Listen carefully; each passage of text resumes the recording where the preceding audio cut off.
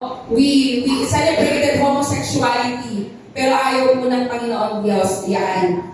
What was once honored is now mocked. Ngayon po, kapag pinahayag mo yung katotohanan about the Lord, about the Scripture, you will be mocked. You will be gagawin ka nilang kahiya-hiya. Sapagkat hindi nila gusto kung ano yung sinasabi mo. Ganun po ang mundo natin ngayon.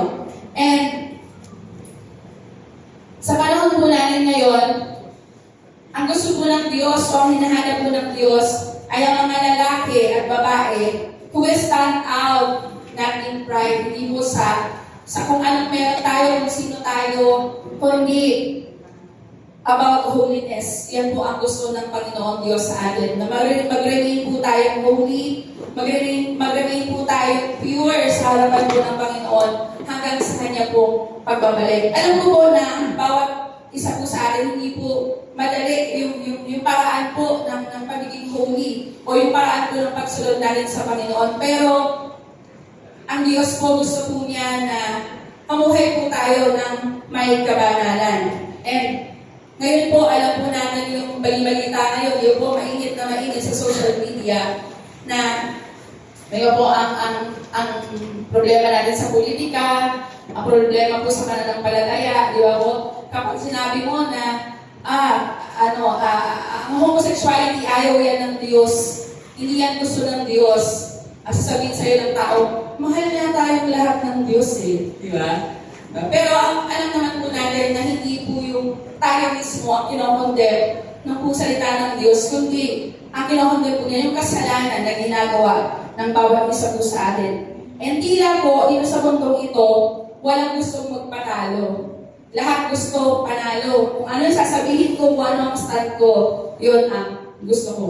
Yun ang dapat manatili. Ganyan po kaingay yung mundo natin ngayon. At kung hindi ka po tayo rooted sa Panginoon Diyos, yung values po natin, yung kaisipan po natin, yung ating pong understanding may shift, pwede po tayong mawala. Ngayon po panahon na to, ang tanong ay hindi po how bad is our generation. I think nasa slide po yan. And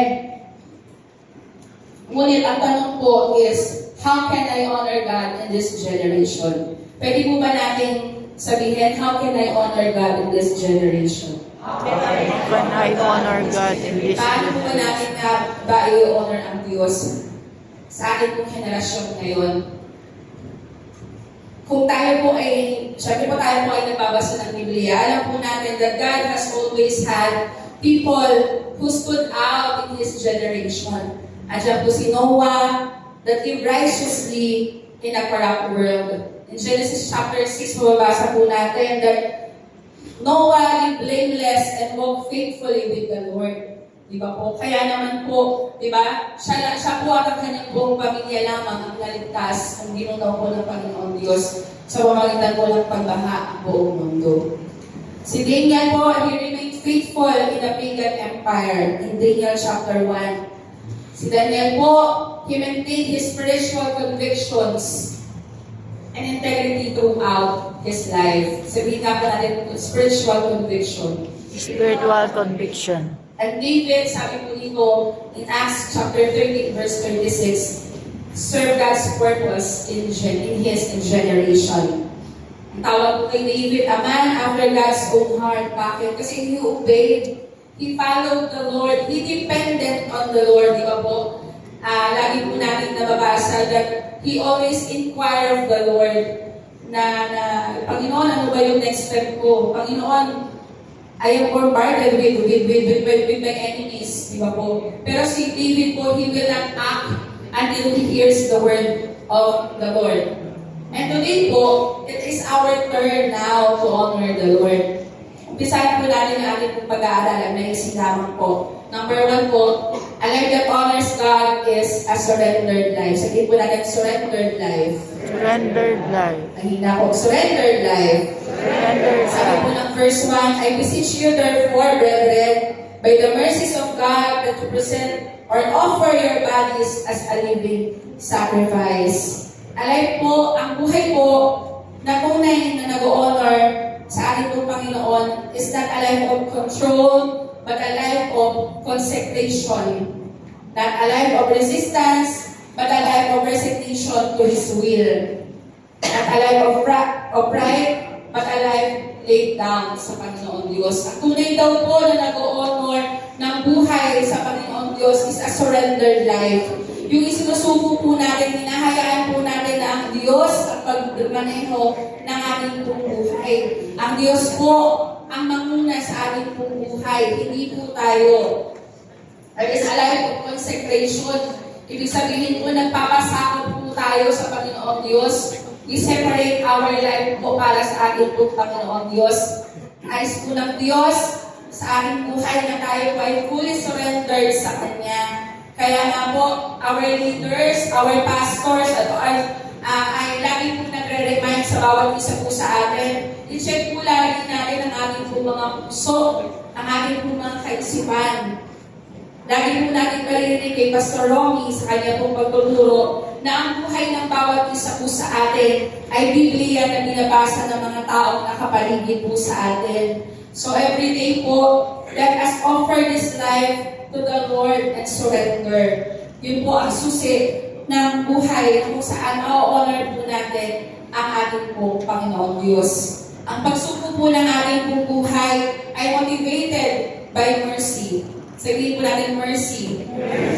Because we do not surrender to earn mercy, but we surrender because we have received mercy. Sabi po ni Paul, alas po niya yung Romans, remember God's mercy that you have received.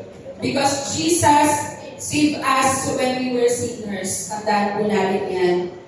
Jesus justified us by grace. Jesus adopted us into His family.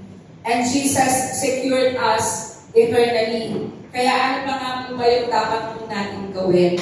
Kundi isuko yung buhay natin sa Diyos na may likha ito. Sa Diyos na nagbigay po sa atin ng panibagong buhay. If we have experienced a born-again experience, wala po tayong ibang dapat gawin kundi isuko po yung buhay po natin sa ating pong Panginoon. Ang pagsuko po ng ating pong buhay sa Diyos ay we present our body as a living sacrifice. Ibig pong sabihin, He is asking us for whole life. Sabihin nga po natin, buong buhay. Buong buhay. Whole life surrender sa Kanya. Ibig pong sabihin, lahat mo ng actions mo, lahat ng habits mo, lahat ng ambition mo sa buhay, your time, your relationships, everything about you will be surrendered to the Lord. Kaya nga po paborito natin yung isang awit, di ba po? Sabi po ng awit, all that I am, all that I have, I lay them down before you, Lord. All my regrets, all my unlays, the joy and the pain, I'm making them yours. Sabi po ng verse 2, things in the past, things yet unseen, wishes and dreams that are yet to come true. Ito po, all of my hopes, all of my plans, my heart and my hands, I lifted to you. Tapos po natin aling kami sa Panginoon Diyos. Lord, I offer my life to you. Everything I've been through. Ito po yung gusto natin. Use it for your glory. Lord, I offer my days to you.